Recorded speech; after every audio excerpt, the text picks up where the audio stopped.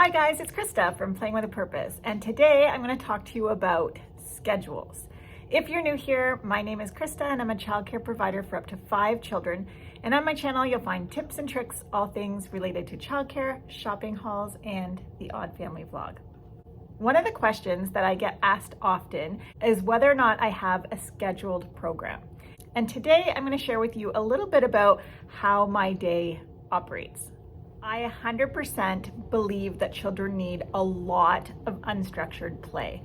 And what I mean by that is I think it's very important that we have big blocks of time in our day that allows children to discover the world around them without being interrupted. So I'm not a proponent to having such a structured day that every 15 minutes we're rotating and we're doing something new. I definitely believe that children need an opportunity to move around the class without being told what they have to do and when they have to do it. So for me, what that looks like is I want to structure my day with a schedule that allows for the children to move around the classroom, enjoy friendships, learning and discovering independently without a lot of interruption. So a typical day for me would be the children will arrive sometime between 7 and 9 o'clock in the morning. During that time, the children are just coming in and enjoying free play. And sometimes during this time, the children will ask me to read them a story. This period of time in my day has changed several times throughout my years working with daycare children. Currently, I have just a couple of children that come before 8:30. And so during that time, I am prepping my lunch. I'm bringing in some firewood. I'm just getting my day ready so that the rest of the day runs smoothly. And I love to use this opportunity to instill some practical life experience to the children that I have in care. So if I'm preparing lunch, then I have the children help me with that. If I'm doing any sort of chores where I'm watering a plant or I'm bringing in wood, I have the children help me with that. And so that's just a great opportunity for me to bring in a family dynamic as well as some practical life experience for the children that I have during those hours. Around 9 o'clock is when all the children have arrived. During that time, the children have time to visit the different centers I have set up. Usually around 10 o'clock, we have a snack, potty break, and then we have circle time. This makes the transitions a lot smoother in my classroom because the children are already familiar with what's going to happen next. And so they often don't need even to be reminded of what to do. They just automatically know what's coming next. Then we usually move on to circle time and we have a small little lesson, some stories. Once we've finished circle time, we usually go into an activity of some kind. It might be an art activity or a game, and then we head outside. So again, once we're finished those activities, the children automatically know that at that point, we all go to the washroom, we wash up again, and then we head outside. And most of the time, the children know how to do these things all on their own. And so today I'm just going to talk to you about why I think it's important to have schedules. Today I have 4 positive reasons to have a schedule in your program. The first one is they help make children feel secure. I have a multi-age group in my classroom, and I have different opportunities for the older children to help out. And one of those things is to pass out the bibs to the younger children while I grab the lunch from upstairs. Even my youngest children understand that this means lunch is on its way. So one of the things I like to do is encourage the older children to help out while I'm running up to get some of the lunch items.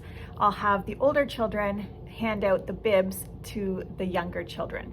And during this time, the younger children know exactly what's coming. They know that once the bibs come out, that means lunch is on its way. Another example is every day when it's pickup time, we always do the same sort of routine. So after they wake up, we change diapers, we go to the bathroom, we wash hands, we have a snack, and then they know that it's time to start getting our clothing on to go home. And during this time the other day, one of my children started to predict who might be picking them up. Without being told that it was home time, they knew from the routine and the schedule of our day that it was time to go home. And this can even be seen with my youngest child, who happens to be my grandson right now, who's 14 months old. While changing his diaper right before home time, he said, "Mama." So you can see that doing things the exact same way every single day, having that established routine, gives the children a sense of security. And the number 2 reason that I like to use a schedule in my program is very similar to the first one, is that it helps children know what to expect. Many people that know me know that I am not the best at time management. This is an area where I definitely can use some help, and I can sometimes lose track of time, and I'm often guilty of getting the children to bed a little bit on the late side. One of the ways that I decided that I was going to improve this for myself is to use the alarm bell on my iPhone. And so I would set an alarm so that I would know what time to bring the children in order to get the kids to bed on time. And very quickly, that alarm bell on my phone prompted the kids to all come running because they knew it was time to come in.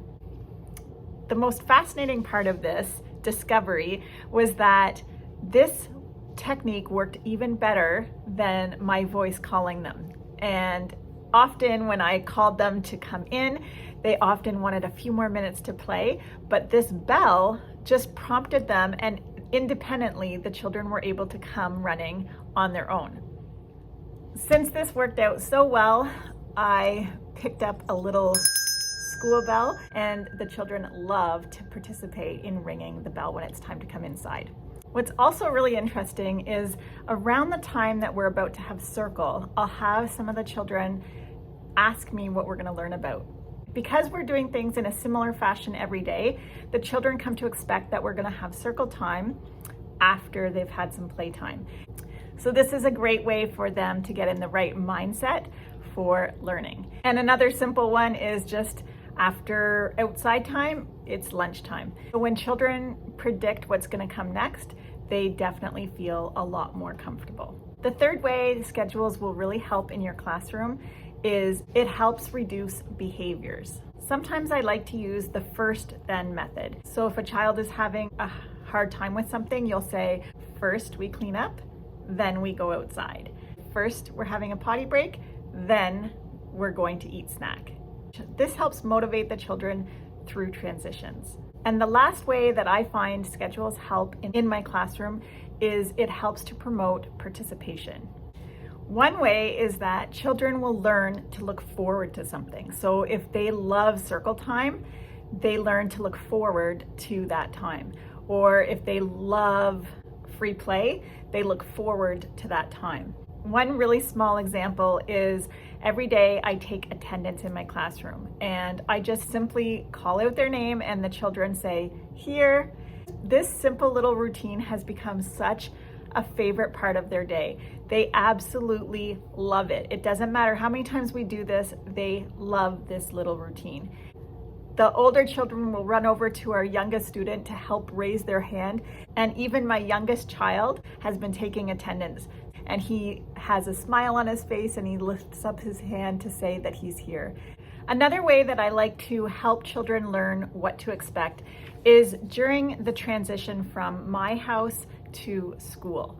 And so one of the ways I like to do this is beginning in March, we start to talk about what kindergarten is and how my oldest children will be going to kindergarten in the fall.